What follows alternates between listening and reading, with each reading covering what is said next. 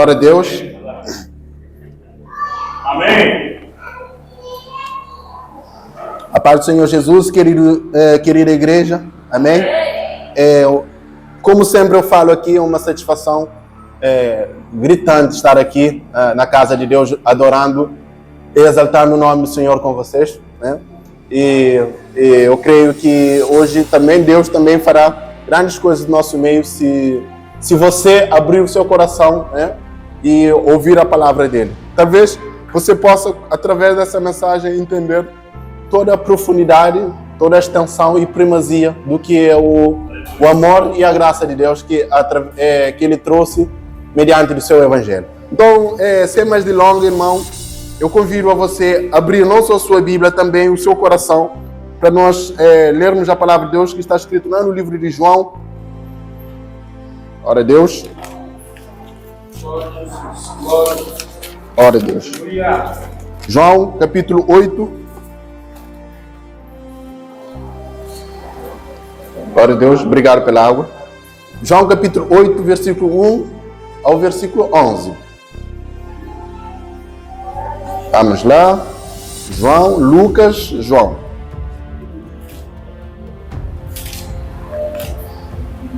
Glória a Deus. Quando se encontrar, diz amém. Quem não encontrou, misericórdia. Todos encontraram? Maravilha. Glória a Deus. Leia comigo essa passagem maravilhosa que eu creio que vai servir para todos nós que estamos aqui. Diz assim a palavra do Senhor. Vamos seguir versículo por versículo desse capítulo 8. Diz assim a palavra do Senhor. Jesus, porém, foi para o Monte das Oliveiras e pela manhã cedo tornou para o templo e todo o povo vinha ter com ele. E assentando-se, os ensinava. Os escribas e fariseus trouxeram-lhe uma mulher apanhada em adultério.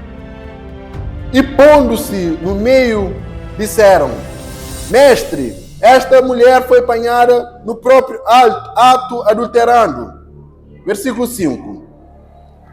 E na lei nos mandou Moisés que tais sejam apedrejadas. Tu, pois, o que dizes? Versículo 6. Isto diziam eles, tratando para que tivessem de que o acusar. Mas Jesus, inclinando-se, e escrevia com o dedo na terra. Versículo 7. Diz assim a palavra do Senhor. E como insistissem, perguntando-lhe, endireitou-se e disse-lhe: aquele de entre vós que está sem pecado, que atire a primeira pedra. Versículo 8. Quando ouviram isto, redarguidos da consciência, saíram um por um, ao começar pelo mais velhos até aos últimos. Ficou só Jesus e a mulher que estava no meio. Versículo 10.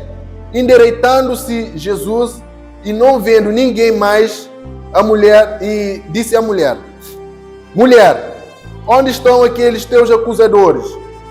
Ninguém te condenou? E ela disse: Ninguém, Senhor. E disse-lhe Jesus: Nem tampouco eu te condeno. Vai e não peques mais. Glória a Deus. Vamos inclinar nossa cabeça, vamos orar nessa manhã. Senhor Jesus, maravilhoso Deus, Pai Santo, Pai eterno, infinito, misericordioso, gracioso, amoroso. Nós conclamamos a Ti, Pai. Nós não temos nada, Senhor, a recorrer a não ser pela Sua graça, pela Sua bondade e pela Sua misericórdia. Senhor, auxilia nas nossas fraquezas, Pai. Fale conosco através dessa pregação, Pai. E que essa pregação venha transformar nosso coração, Pai. E que nós venhamos ter um entendimento profundo, Pai, de quão grande amor é esse que o Senhor derramou sobre os nossos corações, Pai. Pai, nesse momento, fala conosco, Pai. E tudo que venha a ser falado aqui, Pai, visa glorificar, visa exaltar o Teu glorioso nome, Pai. Pai, nesse momento, fique conosco. Fale aos nossos corações, Pai.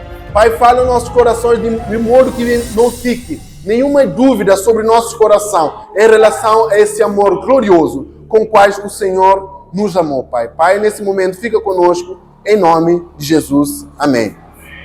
Glória a Deus. Irmão, vamos também abrir, deixa que eu abro, eu leio para vocês, Hebreus 4,16. Hebreus, deixa que eu abro que eu leio. Faço esse favor para você. Hebreus 4, versículo 16. Ok. Hebreus 4,16 diz assim: cheguemos, pois, com confiança ao trono ou ao tribunal da graça, para que possamos alcançar misericórdia e achar graça a fim de sermos ajudados em tempo oportuno.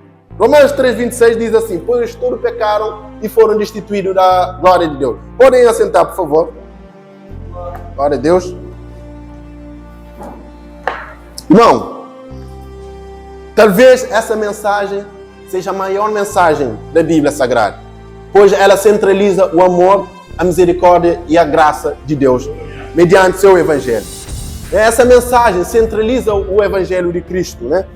A palavra, antes eu quero dizer para vocês que eu quero pregar uma mensagem aqui com o título O Tribunal da Graça. Muitos têm visto muitas pessoas pregando sobre o tribunal onde Cristo vai julgar todos os seus opositores. Mas hoje eu quero pregar para você sobre um tribunal. É o tribunal da graça. É a mensagem que centraliza o Evangelho. É a mensagem que está ao centro do Evangelho, a graça.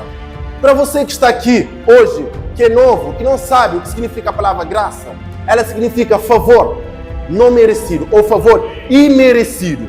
Então, nós não merecemos o perdão de Deus. Nós não merecemos a graça, o perdão, o amor de Deus.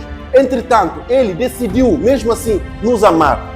Não pela nossa força, nem pela violência, mas sim pelo Seu Espírito Santo. Ele nos decidiu amar e nos decidiu salvar. Amém? Então, a palavra graça em grego é charis. Charis significa aquele que dá com alegria. Amém? Um favor, aquele que concede um favor imerecido. E não só dá um favor imerecido, mas dá com alegria.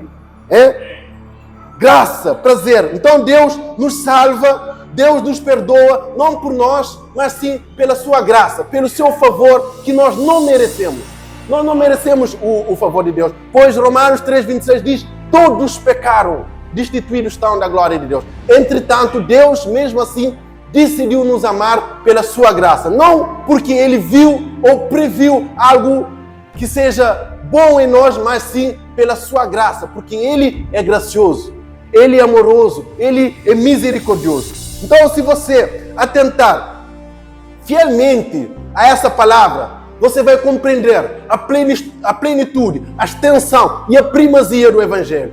A primazia, a proeminência do ensinamento do Evangelho está centrado nesse texto que eu acabei de ler. É a maior missão que Jesus veio aqui na Terra. Demonstrar tamanho amor, tamanha graça para com os seres humanos. Amém?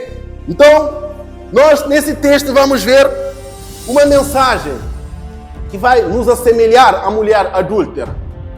Jesus aqui vai nos ensinar que todos nós estamos na mesma categoria, no mesmo nível que aquela mulher adúltera. Quando Paulo escreve Romanos 3,26, pois todos pecaram e estão na mesma categoria que a mulher adúltera. Todos pecaram, estamos no mesmo patamar diante de Jesus. Então, nós vamos entender o desenrolar, o desdobramento, desembrulhamento, o desenrolamento da exposição dessa mensagem que eu acredito que vai servir para todos nós que estamos aqui.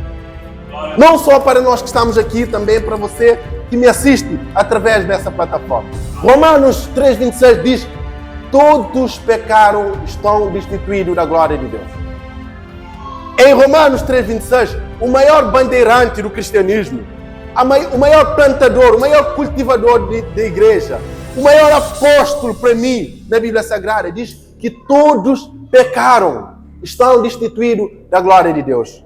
Estão na mesma categoria que essa mulher adúltera. Quando Paulo, o maior bandeirante, o maior apóstolo, diz que todos pecaram, estão destituídos da glória de Deus, Paulo aqui está sendo redundante em nos reportar para Gênesis, quando o homem possuía e desfrutava daquela glória com Deus. O homem possuía e desfrutava aquela glória com Deus, mas quando o pecado entrou no mundo, aquela glória cessou, quebrou aquela comunhão que o homem tinha com Deus lá no Gênesis.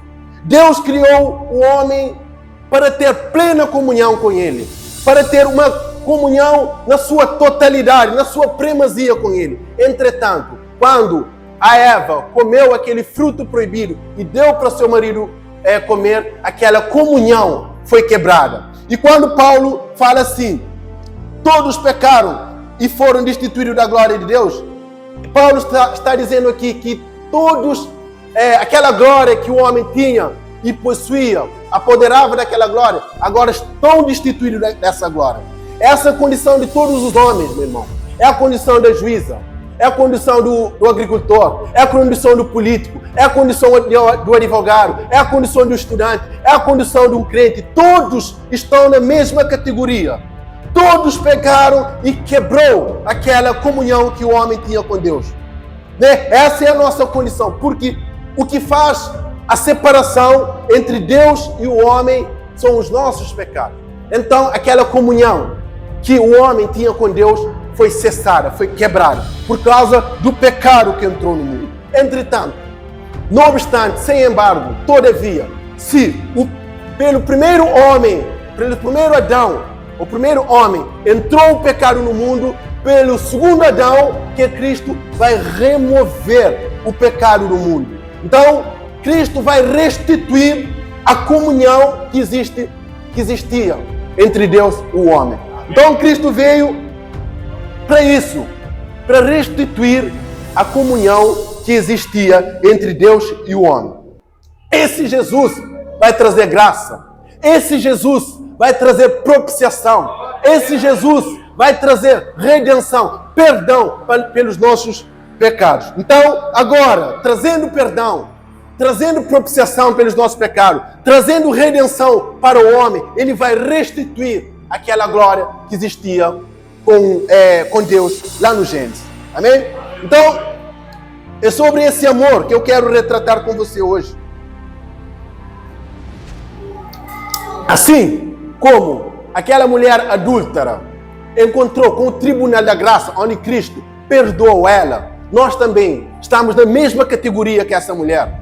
Nós também estamos no mesmo patamar que essa mulher. E nós também precisamos encontrar com o tribunal da graça. Hoje, porque, como eu li aqui, o tribunal que está disponível para nós hoje, não é o tribunal da condenação, não é o trono branco, mas o tribunal da graça, o tribunal da misericórdia. Então, todos nós precisamos ter encontro com o tribunal da graça de Cristo. Assim, na semelhança da mulher adúltera, também nós precisamos ter encontro com o tribunal da graça de Deus, ter encontro com a graça, com o amor e com a misericórdia de Deus. Amém? Então vamos entender o desdobramento desse tribunal, o desdobramento. Aqui nós temos uma imagem de um julgamento, onde, primeiro ponto aqui, um crime cometido, e o crime era adultério. Um fato incontestável aqui é que a mulher adúltera, ela cometeu um crime. Ela aproveita a festa do tabernáculo para cair nas teias do pecado. Essa mulher era casada e mantinha uma relação extraconjugal. Essa mulher violou o voto de fidelidade para com seu esposo. Essa mulher quebrou a aliança, transgrediu o 7º mandamento, cometeu um crime contra Deus e sua palavra, que é a Constituição de Deus que rege o povo de Deus. Então, meu irmão, cada um de nós que estamos aqui é uma mulher adúltera. Cada um de nós que estamos aqui transgredimos a palavra de Deus. Cada um de nós que estamos aqui ofendemos a lei. Cada um de nós que estamos aqui ofendemos o ser de Deus, o caráter de Deus, a pessoa de Deus. Então, essa mulher aqui cometeu um crime, adultério. E o texto vai nos reportar para a consequência desse crime que ela cometeu. Então, o texto vai, segundo ponto aqui, é a lei. A lei. Essa mulher cometeu um crime contra Deus, o juiz do universo, né? Então, e como qualquer crime cometido, a lei tinha as demandas que precisavam ser cumpridas, né? Então, ela precisava, como que vou dizer? Ela precisava assumir a consequência dos seus atos. Irmão, o Estado de Cabo Verde, talvez o Walter, Sara e o Besna aqui entendem isso melhor do que nós. O Estado de Cabo Verde possui a sua lei. Possui a sua lei que nós chamamos Código Penal. A Sara sabe muito bem desse, porque ela estuda, né? Então, qualquer violação contra algum artigo do Código Penal da lei de Cabo Verde, estamos suspectíveis as consequências ditas nela e por ela. O artigo 122 do Código Penal diz assim, que qualquer agressão sexual pode levar de 2 a 8 anos de prisão.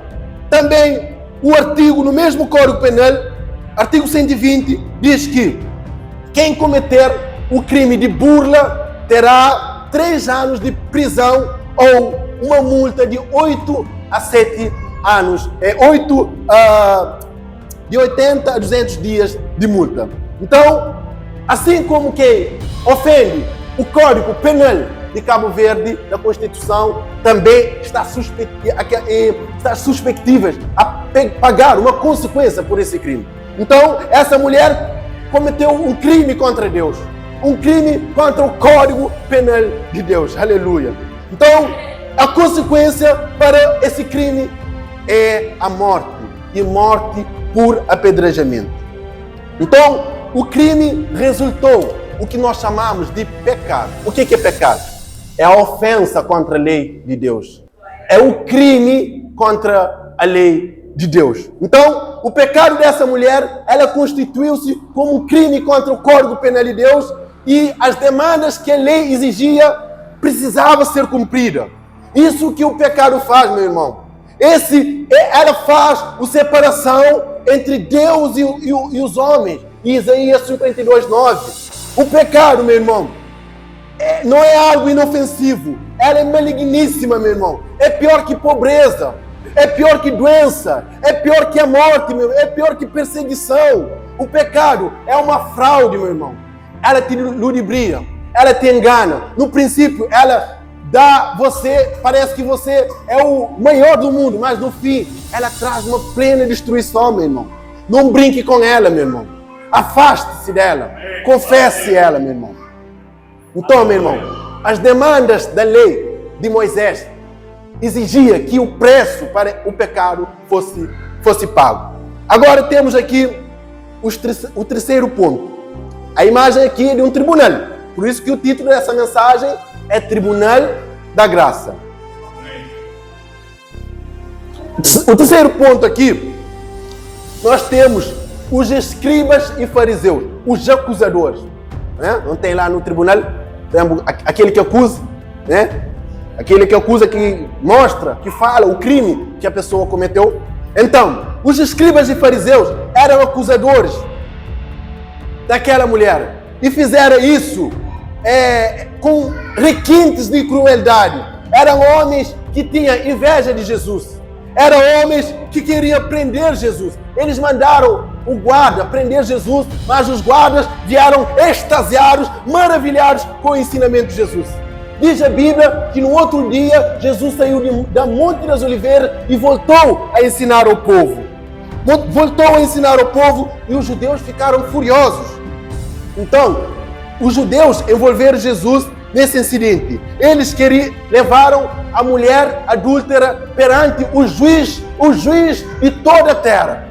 Amém? Então, a mulher é apresentada ao Tribunal da Graça. Apresentaram preceitos, acusações, estatutos contra essa mulher. Charles Edmund, um pregador que viveu entre ano 1700 e 1850, diz assim, que o motivo da acusação dos fariseus não era zelo pela lei. Não era zelo pela lei, muito menos zelo pela justiça, nem paixão pela pureza, mas nem pela santidade, e muito menos pela indignação contra o pecado. Mas eles queriam confundir Jesus, a ponto que eles pudessem ver algo que pudesse acusar Jesus e provocar a sua prisão e morte. Escribas e fariseus, hipócritas, acusavam uma pessoa sabendo que eles mesmos eram dos piores pecadores. Nós, irmãos, temos que ser como o apóstolo Paulo, o maior bandeirante do cristianismo. Diz que ele é o pior dos pecadores. Os escribas e fariseus, vós que vestis longas túnicas, que deis dízimo de todo o seu trabalho, porém, interiormente, sois hipócritas, sois como os sepulcros caiados, lindas e adornados por fora, mas por dentro sois um desastre. Escribas e fariseus, ai de vós, um dos 3 ais do Apocalipse. Ai de vós, escribas e fariseus. Eles mantinham acusação contra aquela mulher. Eles queriam acusar aquela mulher não pela paixão à justiça, mas pela inveja, pelo ódio ao Senhor Jesus. Então Jesus chama escribas e fariseus de hipócritas, né? Meu irmão, sabe o que Jesus, os acusadores aqui, os judeus, acusaram aquela mulher adúltera? Sabe o que a Bíblia diz? Quem é o nosso acusador? Quem nos acusa dia e noite diante, que nos acusava, né? Dia e noite diante do Senhor, o diabo. Ele é nosso acusador. Ele estará lá, naquele dia, acusando todos aqueles que não creem em Cristo, né? Ele nos acusa, meu irmão, porque Ele quer que todos nós sejamos condenados com Ele. Ele nos acusa, meu irmão, porque Ele quer levar todos nós com Ele, meu irmão. Ele tenta destruir-nos através de medo, através de sofrimento, mentiras e pecados. O nosso acusador, meu irmão, oferece caminho que parece estupendo, maravilhoso, mas no final só oferece destruição, meu irmão. Mas, irmão, todavia, não obstante, entretanto, eu tenho uma boa notícia para você. Esse nosso acusador já foi expulso da presença de Deus. Apocalipse 12, 14. Foi expulso o acusador dos nossos irmãos, os quais os acusavam de dia e de noite. Amém? Então, logo, em breve, o Deus da paz esmagará Satanás dos baixos dos seus pés, meu irmão. O Deus da paz esmagará, meu irmão. Ele já foi derrotado. Ele já foi aniquilado, meu irmão. Todos os efeitos já foi aniquilado, meu irmão. Já foi aniquilado, meu irmão. Foi aniquilado. Agora não há nenhuma acusação. Romanos 8 diz: que diremos essas coisas? Né? Aqueles que estão em Cristo. Que diremos, pois, essas coisas? Se Deus é por vós, quem será contra vós? Aquele mesmo que nem o seu próprio filho poupou antes, entregou por todos nós, como nos dará todas as coisas com Ele? Quem pode intentar alguma acusação contra os filhos de Deus? É Deus, é quem justifica. É Cristo Jesus que morreu por eles. Será a morte, será a tribulação, será principado, potestade, futuro, o porvir. Nada. Paulo está certo que nada, mas nada pode separar vocês do amor de Deus. Nada, meu irmão. Então, meu irmão, nós vemos aqui. Quarto ponto. Nós vamos para o quarto ponto. O juiz. Agora vamos falar do juiz. Já falamos de o crime cometido, já falamos de a lei, já falamos de acusadores, advogado de acusação. Agora vamos falar do juiz. O juiz que estava diante da mulher não era um juiz iníquo, não era juiz corrupto, não era juiz terreno. O juiz que estava diante da mulher era o juiz do universo, o juiz de toda a terra, meu irmão. Quem é esse? Ele descortinou o tempo, ele descortinou o universo e penetrou no tempo do espaço. Aquele que é eterno, aquele que é infinito, agora penetrou na criação. Aquele que criou todas as coisas agora faz parte da criação. Ele caminhou entre nós. Ele andou como nós andamos. Ele comeu o nosso pão. Ele chorou nossas lágrimas. Esse juiz agora está diante dessa mulher. O único que tinha autoridade para julgar, e o seu julgamento é justo, não julgou aquela mulher. O tribunal da graça perdoou aquela mulher. Ofereceu graça sobre aquela mulher. Para quê? Para restituí-la, para levantá-la. Amém? Então, meu irmão, isso nos dá um princípio para nós. Nós, os filhos de Deus, aqueles que confessam Jesus Cristo como único e suficiente Salvador. Nós devemos usar a palavra para restaurar. Nós devemos usar a palavra para levantar e não para matar. Nós devemos usar a palavra para falar aos corações.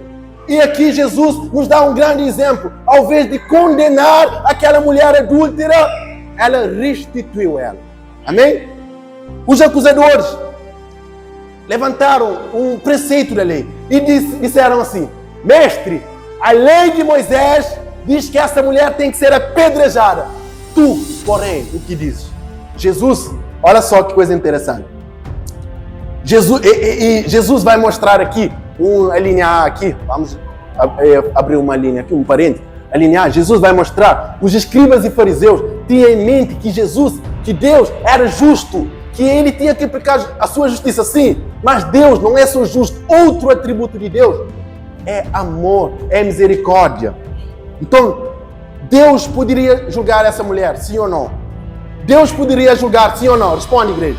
Poderia julgar, mas Deus mostra que Ele não é só Deus de justiça, mas também é o Deus de amor e da misericórdia, meu irmão. Meu irmão, o que você quer dizer? Quero dizer que esse Deus compadece de você, que esse Deus preocupa com você, que esse Deus compreende você, Ele está junto de você, Ele está contigo, meu irmão.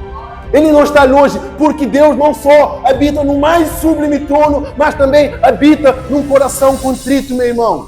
Deus, meu irmão, presta atenção, não está alheio aos acontecimentos desse mundo, meu irmão. Ele não está alheio às crianças passando fome no mundo. Ele não está indiferente aos inocentes morrendo na guerra Rússia-Ucrânia, na violação de menores na igreja católica. Ele não está diferente. Ideologia do gênero, homossexualismo, ele não está diferente. Ele sente triste quando ele olha que o homem está nessa condição. Ele é movido de íntima compaixão, meu irmão.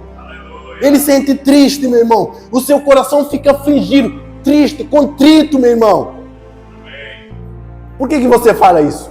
Como que você prova que Deus, quando vê o ser humano num estado deplorável, triste, caótico, por que você fala que ele fica triste?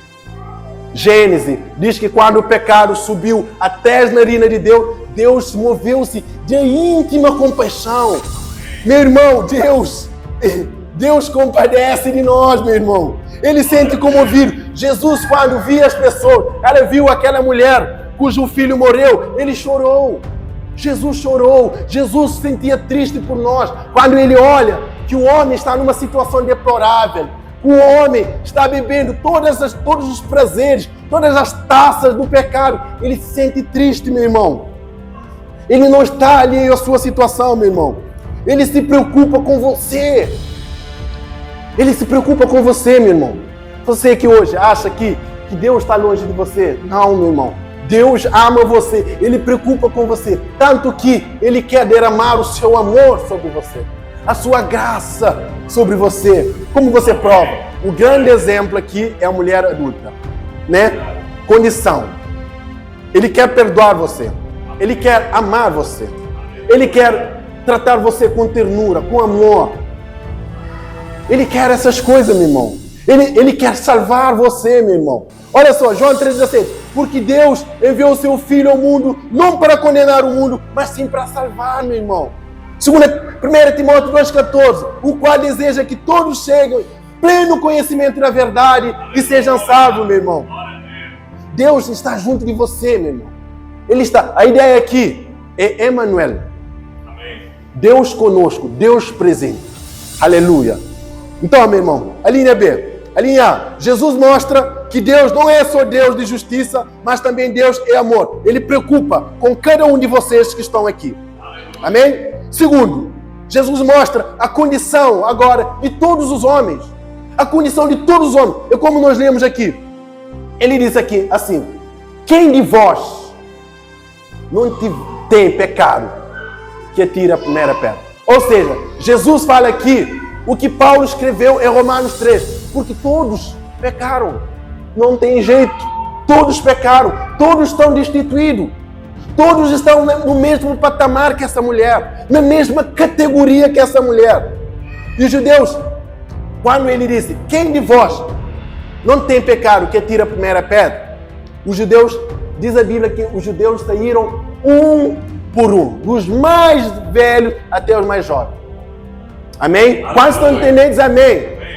Glória a Deus. Então, quando os judeus fizeram Jesus, a lei de Moisés diz que essa mulher merece ser apedrejada, tu o que dizes?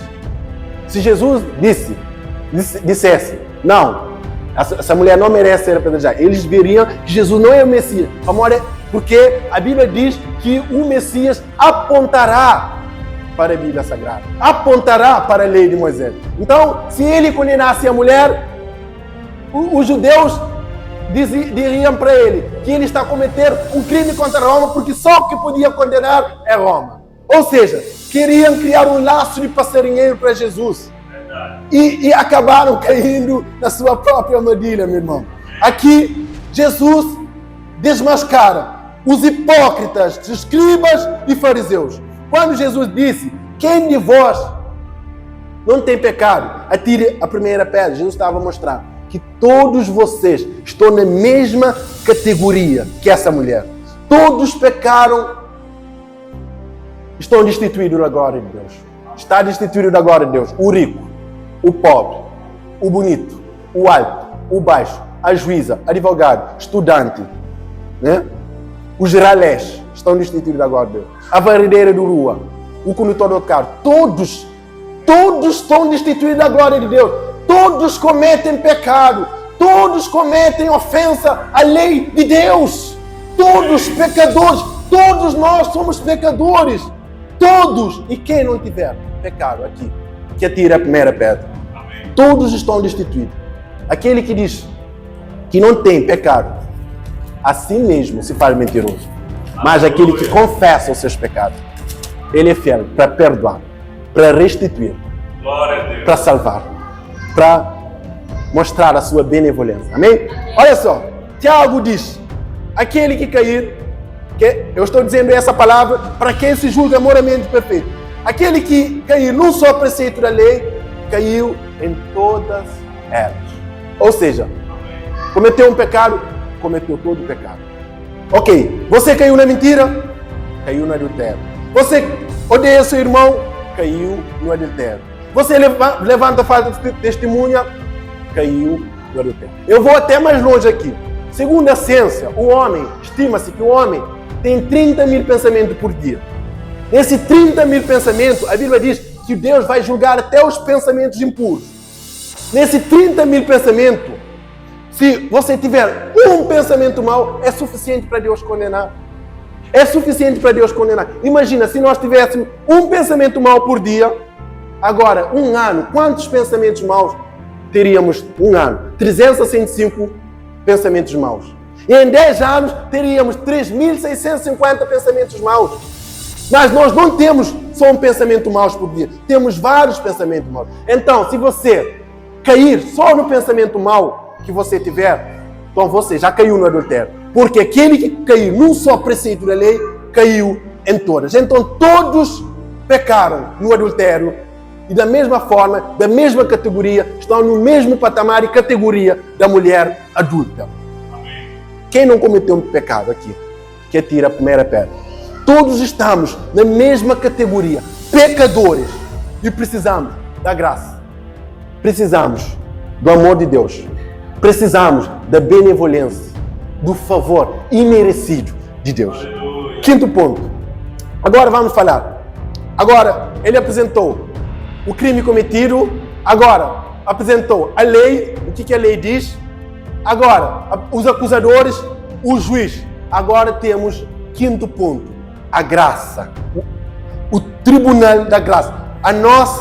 O título da nossa mensagem. Agora, diz a Bíblia que os acusadores retiraram um por um. Dos mais jovens, dos mais velhos até o mais jovem. A mulher adulta estava com Jesus, ok? Sabe o que Jesus disse para ela? Que coisa maravilhosa. Olha só o quanto esse Deus preocupa conosco. O quanto esse Deus compadece de nós. Sabe o que Jesus disse para ela? Mulher, alguém te condenou? Não, Senhor. Ninguém me condenou. Nem tampouco eu te condenarei. Oh, quanta graça, meu irmão. Nem tampouco eu te condenarei. Ou seja, aquele que era justo, só aquele que tinha autoridade para julgar, não condenou ela. Ou seja, deu oportunidade de ela ser melhor. Deu oportunidade de ela melhorar, meu irmão. Oportunidade, meu irmão. Então, meu irmão, o único que poderia condenar, sentenciar, perdoou ela, concedeu graça a ela, derramou amor sobre ela. Favor imerecido, meu irmão. Amém. O que você quer dizer com isso, irmão? O que nós podemos tirar da lição dessa mulher adulta?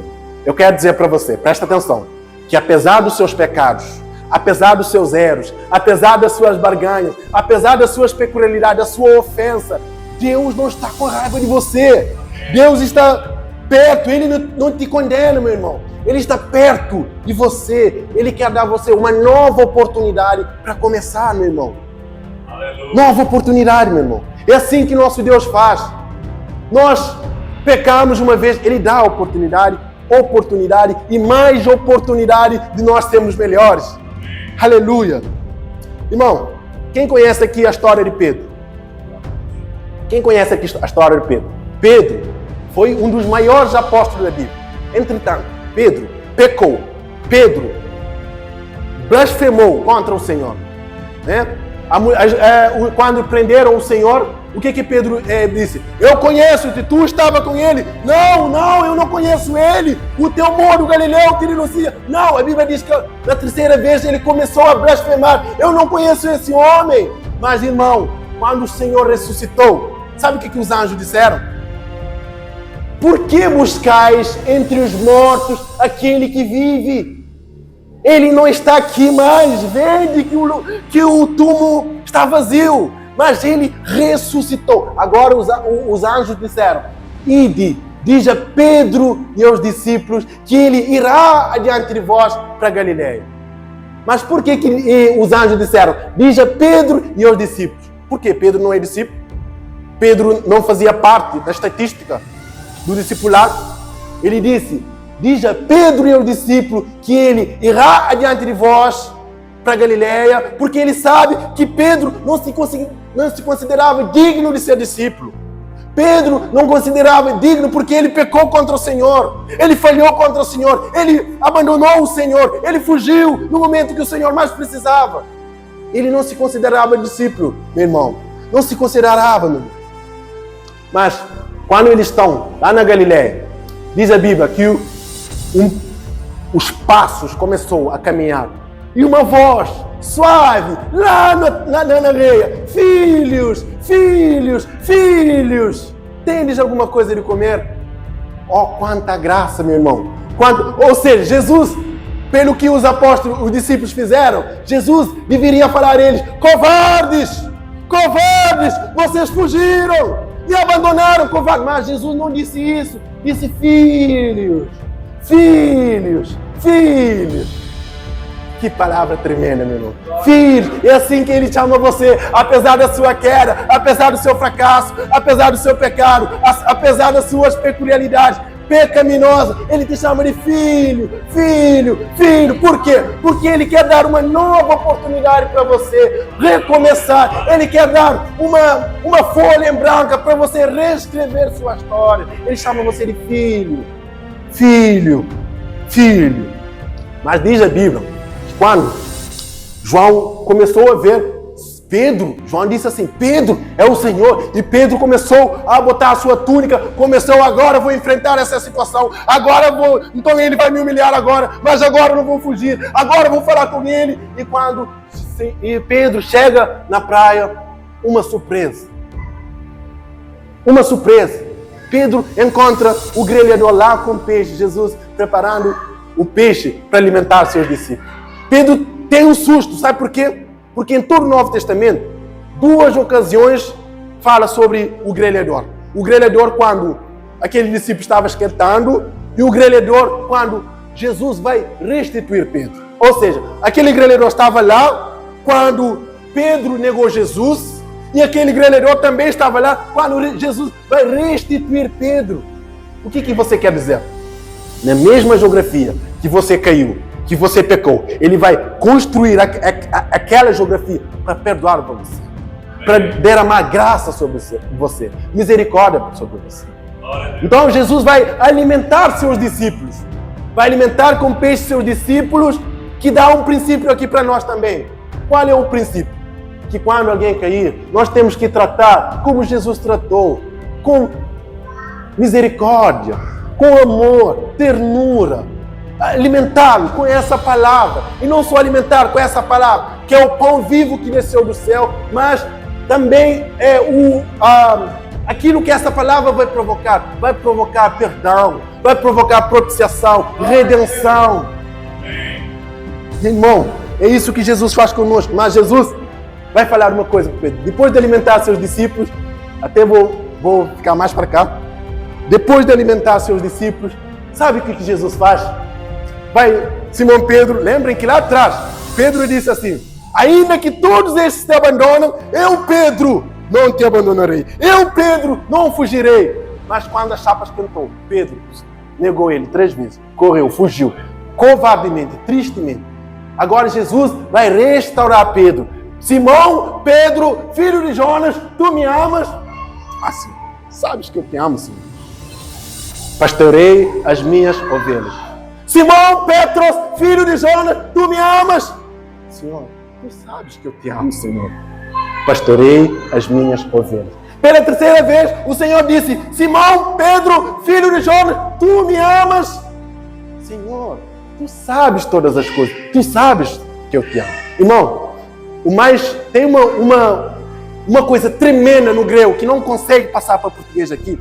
Quando Jesus disse assim: Petros, agapes me, ou seja, Simão Pedro, tu me amas, amor ágape, aquele amor que dá vida, porque Pedro disse que daria vida pelo Senhor.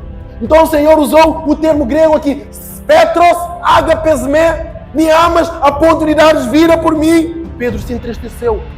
Senhor, tu sabes que eu te amo. Pedro utilizou outro verbo, filéu, que é amor, aquele amor de companheirismo, sabe? Aquele amor de fraterno. Senhor, filhos. Ou seja, Petros, amas-me a ponto de dar a sua vida por mim? Ágape, amor ágape? Não, Senhor, eu não amo você a ponto de dar a vida por você. Filhos, eu amo você como um amor de amizade. Ele vai dizer a segunda vez: Simão, Petros, agapes me amas a ponto de dar a sua vida por mim? Senhor, filhos, eu amo somente pela amizade, pelo companheirismo, pela afeição que eu tenho, Senhor, pela consideração que eu tenho, Senhor. Na 3ª vez, Jesus vai diminuir de categoria, vai usar o mesmo verbo que o Pedro respondeu à primeira hora, pastor. Simão, Petros, filhos, pelo menos me amas, pelo menos tem alguma consideração por mim? Senhor, filhos.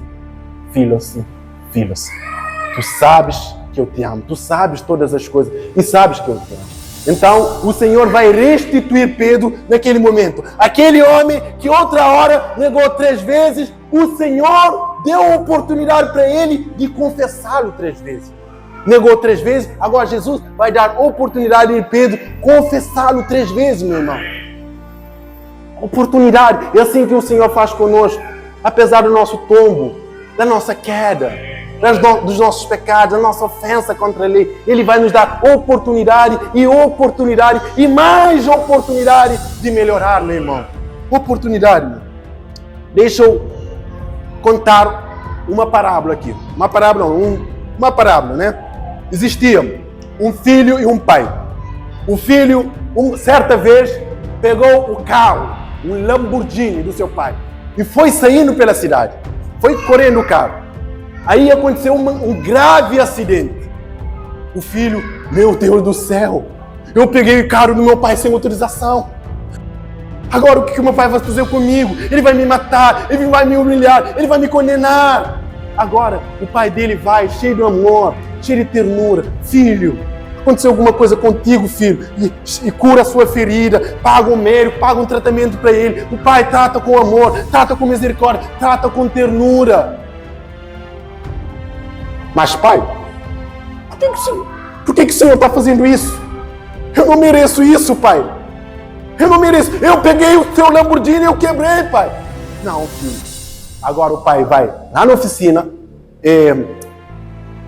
eles consertam o carro. Agora o pai, filho, toma. Ó, graça, condenação e humilhação que o filho merecia, o pai não condenou. Agora, misericórdia, ofereceu a chave. Não. Pai, o Senhor está me dando nova oportunidade.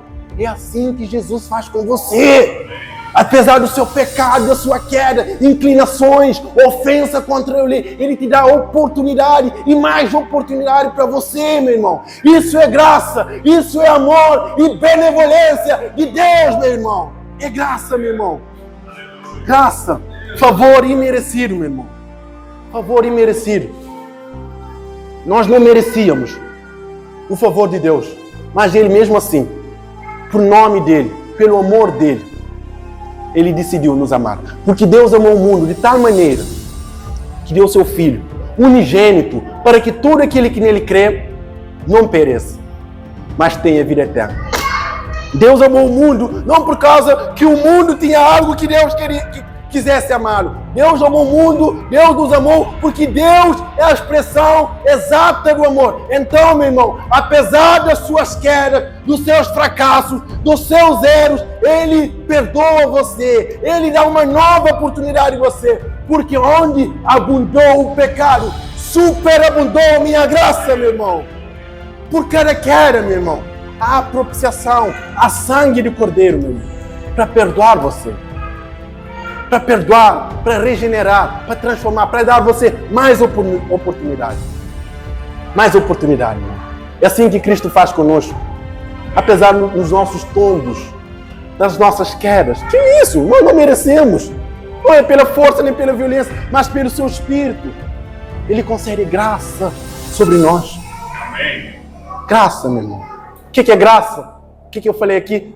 Favor imerecido. Aquele que dá deliberadamente, alegremente, sem nós merecermos. Isso é graça. Irmão, então vamos fazer uma conclusão nessa pregação. Nós viemos aqui. O crime que a mulher cometeu. Vamos fazer a conclusão, tá bom? O crime que ela cometeu. Adultério. Segundo ponto. A lei diz que essa mulher tem que ser morta, porque o salário do pecado é a morte. Tanto física como espiritual. Vocês conseguem entender? Então, terceiro ponto. Nós vemos o acusador, que nós sabemos que o diabo é o nosso acusador. Ele nos acusa dia e de noite. Mas eu falei aqui que a boa notícia é que ele já foi despojado e Jesus já desposou todos os principados e potestades e reduziu-lhes ao ridículo. Quarto ponto. Nós vemos que o juiz, onde o juiz não acusou ela, decidiu restituí-la, salvá-lo, amá-lo. Então, meu irmão, esse é o tribunal da graça que está disponível para nós hoje. Jesus, Salvador. Jesus, Perdoador. Jesus que está disponível a amar você, a dar mais oportunidade de você corrigir o seu erro e caminhar na verdade dele. Amém?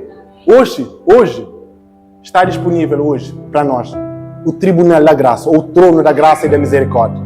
É o que eu li lá no Hebreus, capítulo 4, 12. O trono da misericórdia.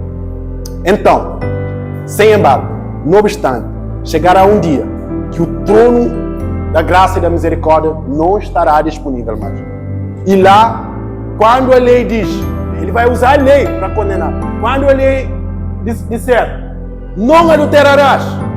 Quantas vezes eu e você já vimos uma mulher ou um homem com intenção impura no coração? Aquele que só vir com intenção impura na sua mente já adulterou. Quando a lei diz, não mentirá, quantas vezes nós já mentimos? Quando a lei diz, não levantarás falsos testemunhos, quantas vezes eu e você, pecadores, já levantamos falsos testemunhos? Quando a Bíblia diz, ame a sua esposa como Cristo amou a igreja, ou ame seu esposo, também pode servir vice-versa. Quantas vezes nós já fomos arrogantes com o nosso parceiro?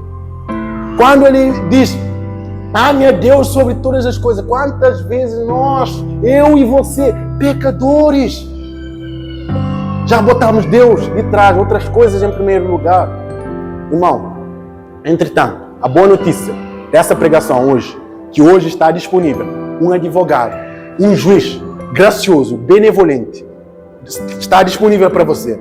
Então, meu irmão, quando você vê para a lei, porque Paulo diz que a lei serve como um raio que aponta os nossos pecados. A lei é como um espelho. Porque se a lei não dissesse, não adulterarás, como eu saberia que adultério era pecado? Se a lei dissesse, não levantarás falso testemunho, ou ame seu próximo, como que eu saberia? Ou seja, a lei aponta para mostrar que o homem é pecador, que o homem é falho, que o homem, sem exceção, ofende a Deus, o caráter de Deus, a santidade de Deus e a palavra de Deus.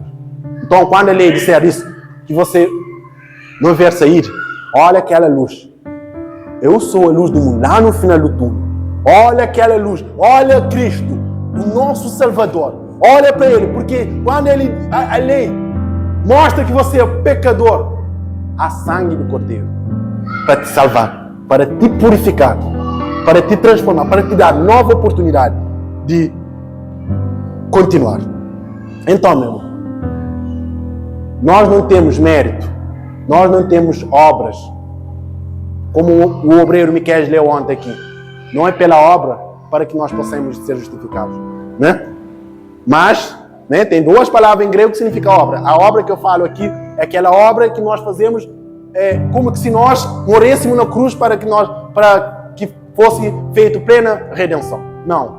Salmos 49 diz que a redenção de uma alma é caríssima. Ninguém pode pagar. Só um sangue glorioso, o sangue de Deus desceu para morrer para a redenção da nossa alma. Amém? Então, meu irmão, quando você olhar para a lei, que a lei aponta, você, puxa, de fato sou pecador, sou falho.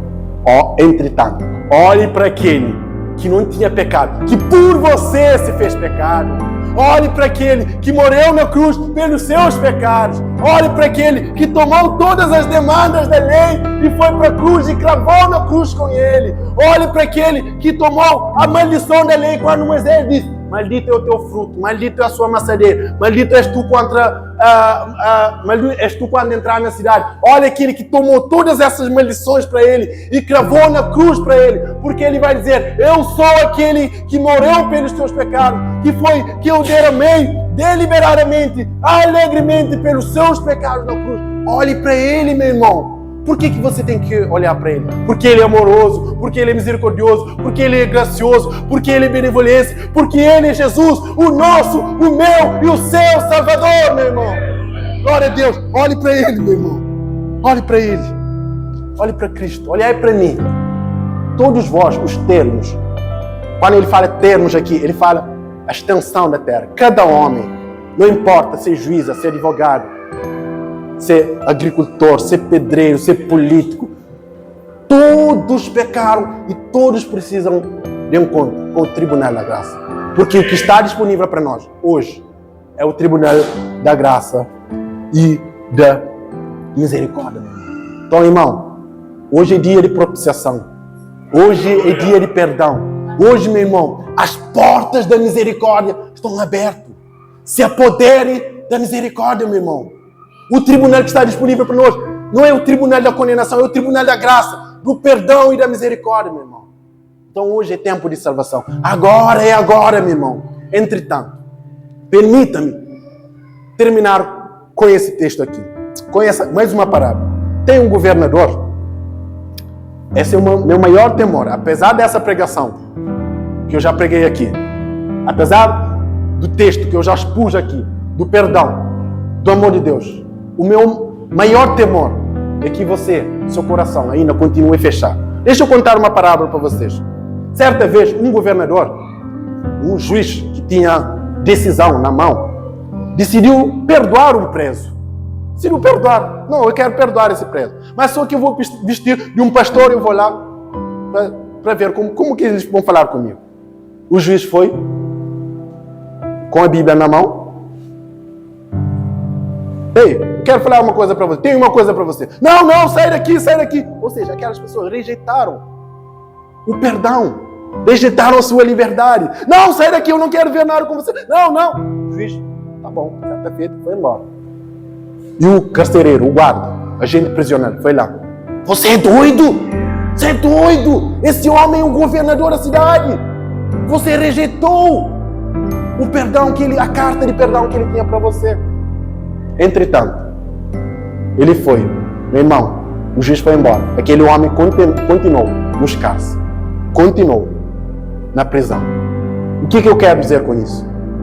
Eu quero dizer que muitas das vezes nós não somos condenados por causa dos nossos erros, das nossas falhas, dos nossos crimes. Nós somos condenados porque nós não aceitamos o perdão de Deus.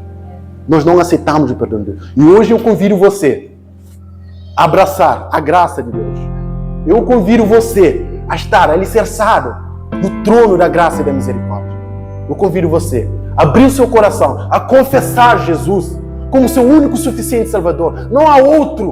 Não há nada suficiente que possa preencher a nossa alma. Só Cristo, meu irmão.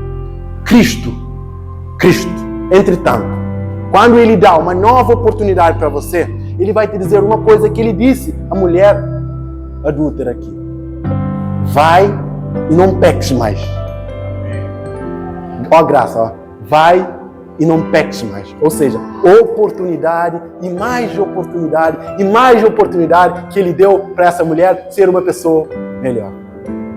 Então, meu irmão, não rejeitemos o convite da salvação. Não rejeitemos a oferta gratuita que Deus nos dá. Porque hoje está disponível o trono da graça. Mas o próprio autor de Hebreus diz: como nós escaparemos se desconsiderarmos esse trono da graça? Se desconsiderarmos tão grande salvação? Como vamos escapar? É como se tivesse aqui um homem, um salva-vidas na praia de mar, disser assim: a 3 quilômetros aqui vem uma onda de 50 metros, vai devastar a todos. E nós estamos lá, sabemos que aquele que fala é verdadeiro, só procede verdade da sua boca. E nós estamos lá: deixa a vida me levar, a vida leva eu, vai levar para o inferno. Então, meu irmão, hoje o trono e a misericórdia, o salva-vidas está gritando hoje: salvem suas vidas. Um Deus glorioso que se fez carne, habitou, caminhou conosco, agora está de braços estendidos para você, dizendo: vem pecador, vem pecador, vem pecador. As portas da misericórdia estão escancaradas, estão na vossa frente, meu irmão. Aleluia. Então, deixa eu terminar com esse texto aqui. Assim, aproximemo-nos do tribunal da graça com toda a confiança, a fim de recebermos misericórdia e encontrarmos graça que nos ajude no momento da nossa necessidade. Hebreus 4:16. Entretanto, vá, não peques mais, seja melhor. Não preocupe se você cair, não se preocupe se você... Ou seja, você tem que preocupar sim, mas preocupe no sentido de melhorar cada vez mais. Eu sou falho, você é falho, todos nós pecamos, estamos destituídos. Entretanto, preocupemos em vencer o nosso pecado. Eu contei uma parábola aqui certa feita, onde o sistema antiaéreo de Israel, quando os inimigos lançam rocket, né? Aqueles mísseis para destruir a cidade, eles têm um sistema antiaéreo de defesa. Ou seja, cada míssil que vai, o Iron Dome, chamado Iron Dome, vai e intercepta aquele míssil, protegendo o seu povo. Então, eu peço para você, irmão, humildemente, aqui hoje, intercepta o seu pecado, identifique ela, confesse ela, e vamos ser melhores. Vamos ser melhores. Então, que Deus reviva essas verdades no meu e no seu coração. Obrigado, pastor, pela oportunidade. Em nome de Jesus.